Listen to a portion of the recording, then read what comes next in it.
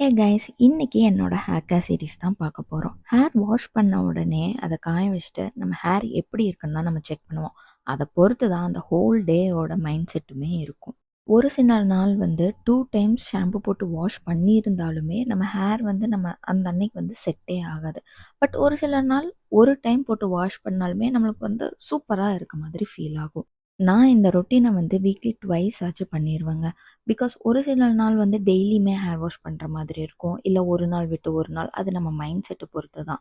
So weekly twice இதை நம்ம பண்ணிட்டோம் அப்படின்னா அந்த அன்னைக்கு இல்லை நெக்ஸ்ட் டே கூட நம்ம ஹேர் வந்து நமக்கு பிடிச்ச மாதிரி கம்ஃபர்டபுளாகவும் இருக்கும். அதே மாதிரி நம்ம எந்த ட்ரெஸ் போட்டாலுமே நம்ம ஃபேஸுமே கொஞ்சம் க்ளோ ஆகிற மாதிரி தாங்க இருக்கும். இதுக்கு நான் ஃபஸ்ட்டு ஒரு பவுலில் olive oil, aloe vera gel and curd எல்லாமே ஒவ்வொரு ஸ்பூன் எடுத்து மிக்ஸ் பண்ணிவிட்டு அதை நான் நல்லா ஹேரில் அப்ளை பண்ணிக்குவேங்க.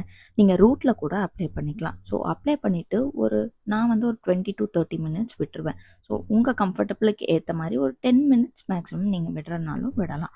ஸோ விட்டுட்டு நல்லா ஹேர் வாஷ் பண்ணிக்கோங்க. அண்ட் நான் வந்து வாவ் பிராண்டோட அலோவேரா ஜெல் தாங்க யூஸ் பண்ணியிருக்கேன். உங்களுக்கு ஃப்ரெஷ்ஷாக அலோவேரா ஜெல் கிடைச்சாலும் நல்லது தான், நீங்கள் அதையவே கூட யூஸ் பண்ணிக்கலாம்.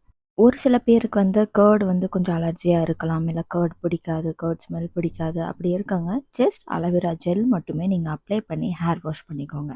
எனக்கு டெய்லி ஹேர் ஆயில் வைக்கிற பழக்கமே இல்லைங்க. எப்போல்லாம் ஹேர் வாஷ் பண்ணுறனோ அதுக்கு 10 to 15 மினிட்ஸ் முன்னாடி இல்லை ஹாஃப் அன் ஹவர் முன்னாடி வந்து ஹேர் ஆயில் வந்து அப்ளை பண்ணிப்பேன். அப்படி இல்லை ஹேர் ஆயில் வைக்கல அப்படின்னா இந்த ரொட்டீனை வந்து நான் ஃபாலோ பண்ணிப்பேன்.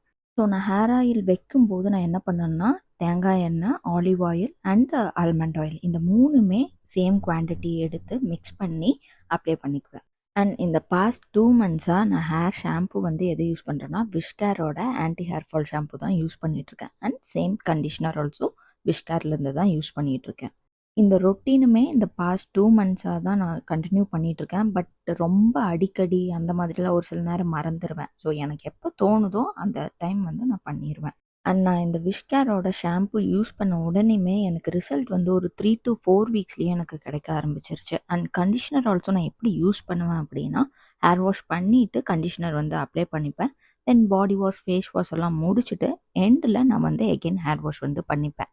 ஓகே கைஸ், நீங்களும் இதை ட்ரை பண்ணி பார்த்துட்டு உங்களுக்கு எப்படி ஒர்க் அவுட் ஆகுதுன்னு கமெண்ட் பண்ணுங்கள். Thank you. Will see you in the next video. Bye bye.